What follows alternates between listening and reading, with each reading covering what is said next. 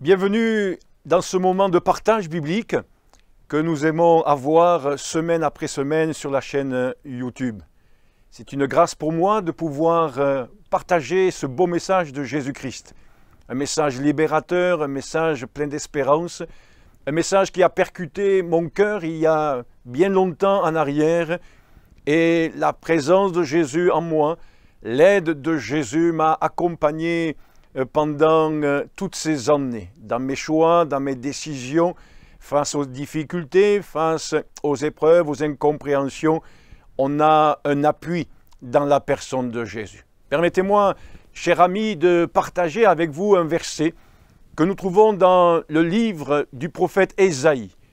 Le prophète Ésaïe est un homme qui a vécu bien longtemps avant la venue de Jésus-Christ et dans le chapitre 59 de son livre, au verset 1, il est écrit ceci. « Non, la main de l'Éternel n'est pas trop courte pour sauver, ni son oreille trop dure pour entendre. » Permettez-moi de m'attarder avec vous aujourd'hui juste sur la première partie de ce verset, que je me permets de répéter. « Non, la main de l'Éternel n'est pas trop courte pour sauver. » Dieu est tout-puissant.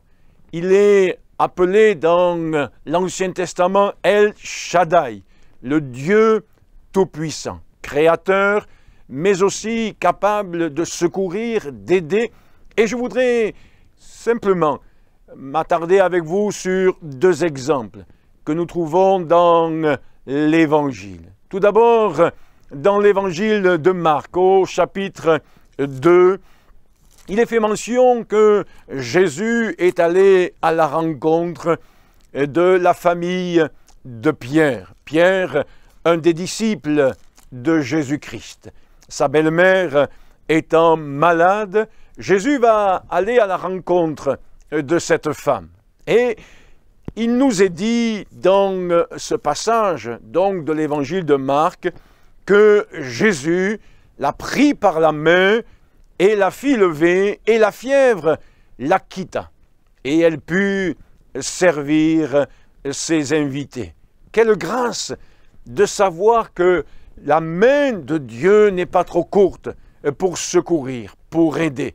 Nous comprenons par là que c'est l'expression de son intervention, c'est la manifestation de son amour à notre égard. La main parle de l'activité, parle du travail, parle de l'action.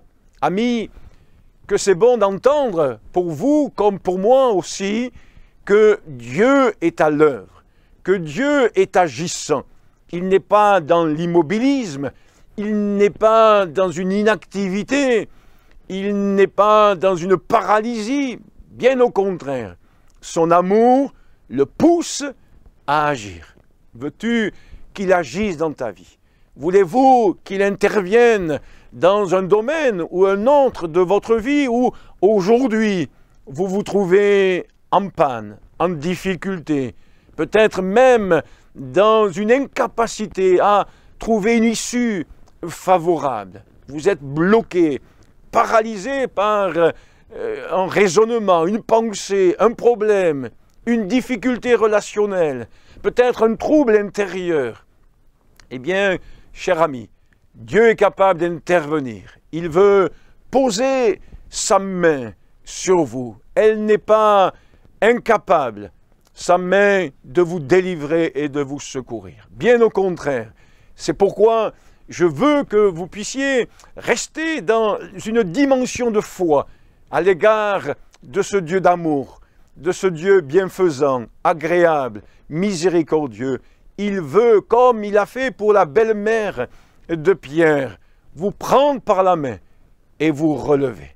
Vous êtes dans l'abattement, vous êtes découragé, vous êtes troublé parce que les échecs du passé assombrissent votre existence aujourd'hui.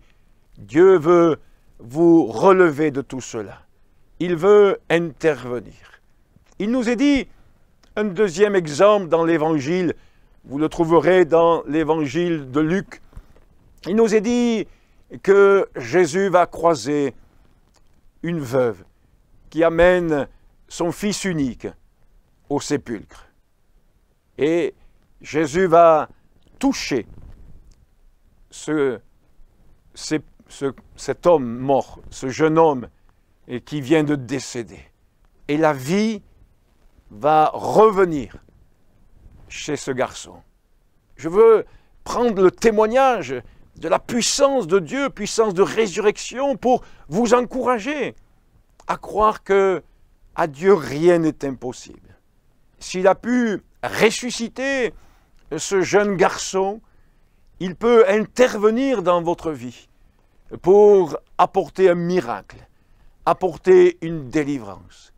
Ne voulez-vous pas, en ces instants, prier et dire à Dieu, même si vous ignorez beaucoup de choses le concernant, même si peut-être il y a du doute encore, même si peut-être vous n'avez jamais lu la Bible, si ce n'est entendu quelques passages comme par ces vidéos, de prier Dieu et de lui demander, puisque sa main n'est pas trop courte pour secourir, de poser sa main sur vous, de poser sa main peut-être sur votre cœur brisé, malade, poser sa main sur votre corps.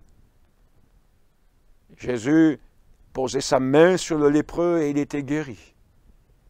Alors, cette main de Jésus, qui a été percée à la croix du Calvaire, peut vous accorder maintenant, si vous mettez votre foi en lui, le secours et la délivrance. N'hésitez pas, en cet instant, de fermer vos yeux, de vous adresser à ce Dieu créateur unique, révélé dans la personne de Jésus-Christ, et de lui dire, Seigneur, pose ta main sur moi, afin que je puisse trouver un vrai sens à mon existence, afin que je sois délivré de mon mal, de mon péché, et de ceux qui perturbent ma vie, et je puisse trouver un vrai sens à mon existence. Tu as promis, Seigneur, de donner la vie en abondance. Alors je te demande, moi qui prêche ta parole en ces instants, que ce soit le cas et l'expérience de ces personnes qui sont maintenant au contact de ta parole au travers de cette vidéo. Je vous invite à prier avec moi. Seigneur, fais grâce à cette personne qui vient de prendre le temps d'écouter cette courte exhortation, ce court message. Que ta parole puisse communiquer la foi et déposer chez cette personne la certitude que tu veux poser ta main sur elle. Elle trouvera ainsi le secours et la délivrance. Tu ne peux pas l'abandonner. Tu ne peux pas la laisser seule dans son problème, dans son péché, dans son questionnement. C'est pourquoi, Seigneur Jésus, je te remercie de bénir cette personne qui vient d'écouter ce message pour ta gloire et pour son bonheur. Au nom de Jésus. Amen. N'hésitez pas, cher ami, de prier vous-même. Vous avez sans doute remarqué la simplicité de mes mots dans la prière. Je vous invite à parler à Dieu avec votre cœur, avec les mots qui vous viennent.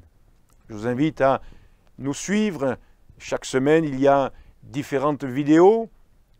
Et je crois, avec certitude, que Dieu qui est fidèle prendra soin de vous. N'hésitez pas à lire la Bible et à continuer à regarder vers Jésus. Il vous aime.